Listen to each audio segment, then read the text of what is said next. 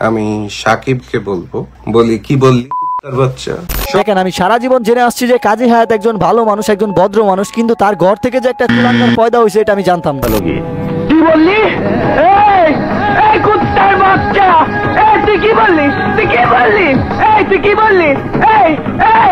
এই কুত্তার বাচ্চা। আরে আপনি আমার উপরে এত টিগার হচ্ছেন কেন? আমি তো জাস্ট বললাম আপনি ভালো মানুষ হইতে পারেন না। বিশ্বাস করেন মারুফ ভাই, আপনি আসলেই ভালো মানুষ হইতে পারেন না। আপনি যদি ভালো মানুষই হইতেন তাহলে অন্ততপক্ষে লাইভে এসে আপনার মতো আরেকজন নায়ককে কুত্তার বাচ্চা বলতে পারতেন না। কারণ শাকিব খান তো এই জায়গায় কোনো ভুল করে নাই। যা করছে তার সমর্থকরা করছে। আপনার বাবাকে আটকে রেখে আন্দোলন করছে তার সমর্থকরা, আর আন্দোলন করবেই না কেন? আমার জীবন দশায় এই প্রথম শাকিব খানের বরবাদ সিনেমার টিজার গগন মন্ডলের রিয়াকশন ভিডিওতে দেখে মনে হয়েছিল যে না, এবার হয়তোবা শাকিব খান একটু নড়ে চড়ে বসেছে, ভালো কিছু করবে, এই সিনেমাটা হয়তোবা হলে গিয়ে দেখার মতো হতে পারে। যদিও আমি বাংলা সিনেমা কখনোই হলে গিয়ে দেখি নাই, কারণ টাকা এত দিবে না ভাই। এই লেওরা মার্কা সিনেমা দেখতে যাবো টাকা খরচ করে।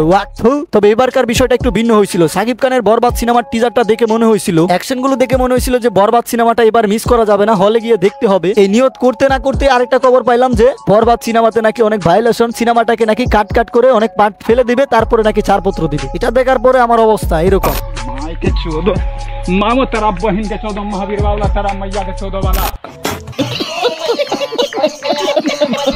মানে ওই বরবাদ সিনেমাতে নাকি ডেঞ্জারাস লেভেলের কিছু অ্যাকশন আছে, এই অ্যাকশন গুলোকে কাটতে বলছে। ওই অ্যাকশন গুলোকে যদি কেটেই ফেলে দেওয়া হয় তাহলে ওই সিনেমা সাদামাটা সিনেমা কি আমরা দেখতে যাবো? মানে ভাই, আপনি যদি বলিউড হলিউডের সিনেমার সাথে এইসব সিনেমা কম্পেয়ার করেন তাহলে দেখবেন যে ওই সিনেমার থেকেও এই সিনেমাতে ভায়োলেন্স কম, অ্যাকশন কম। তারপরেও যদি এই সিনেমাগুলো থেকে অ্যাকশন পার্টগুলোকে রিমুভ করে ছাড়পত্র নিতে হয়, এটা মানা যায় না ভাই, এটা মানা যায় না। আর এই মানতে না পারায় পাবলিক আন্দোলন করছে। মারুফের বাবা কাজী হায়াতকে ড্যাশ মেরে দিতে চাইছে। কি মনে করিস গাড়িতে বাড়িয়ে দিলি? তুমি কে? আমি কে? শাকিব মিয়া।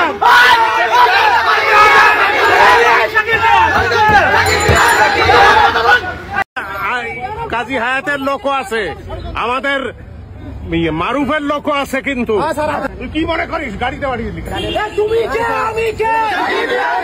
তো গাইস, এই হচ্ছে কাহিনী। আর এই কাহিনী দেখার পরে আমাদের সম্মানিত নায়ক মারুফ সাহেব লাইভে এসে শাকিব খানকে আর শাকিব খানের ভক্তদেরকে গালাগালি শুরু করছে।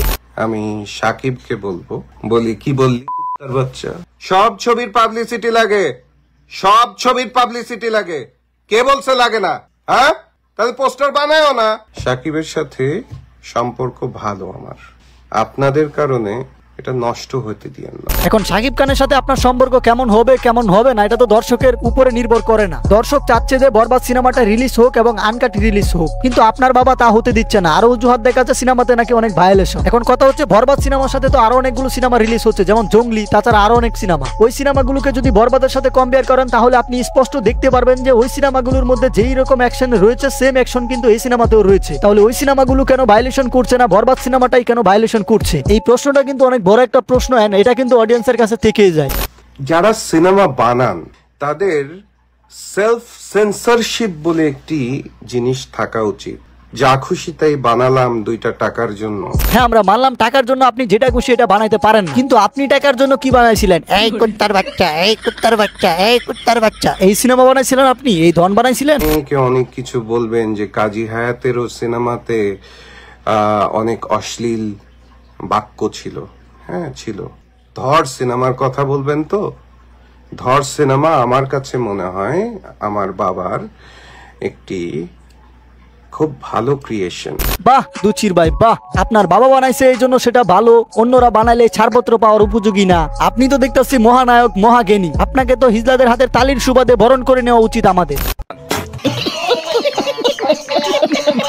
আবার আপনাকে দেখলাম বলতেছেন এইসব সিনেমা নাকি আস্তে আস্তে ইফেক্ট ফেলবে।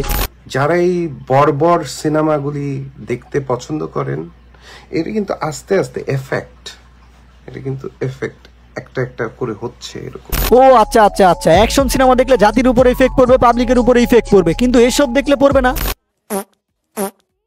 কি জ্যোতির ভাই, এগুলো দেখলে জাতির উপর ইফেক্ট পড়বে না? অবশ্যই পড়বে। এখন আপনি যদি জাতি বাঁচানোর চিন্তা করেন তাহলে অবশ্যই আপনাকে সিনেমাটাই বাদ দিয়ে দিতে হবে, কারণ সিনেমা কখনোই ভালো কিছু হতে পারে না। সিনেমাতে রয়েছে অশ্লীলতা, আরো অনেক কিছু যেগুলো আসলে সরাসরি জাতির উপর ইফেক্ট ফেলে। এটা আপনি মানেন অথবা না মানেন, এটা আপনার একান্তই ব্যক্তিগত ব্যাপার, কিন্তু সত্যি কথা এটাই যে সিনেমা কখনোই জাতির জন্য কল্যাণ বয়ে আনেন। তো যাই হোক, এই ছিল ভিডিও, দেখা হচ্ছে নেক্সট ভিডিওতে। অ্যান্ড সিনেমা সম্পর্কে আমার তেমন কোনো আইডিয়া নাই, দ্যাটস ওয়াই ভিডিওর মধ্যে আমি ভুল কিছু বললে বলতে পারি। কোন জায়গার মধ্যে আমার ভুল আছে সেটা অবশ্যই কমেন্টে জানাবেন। Bye bye.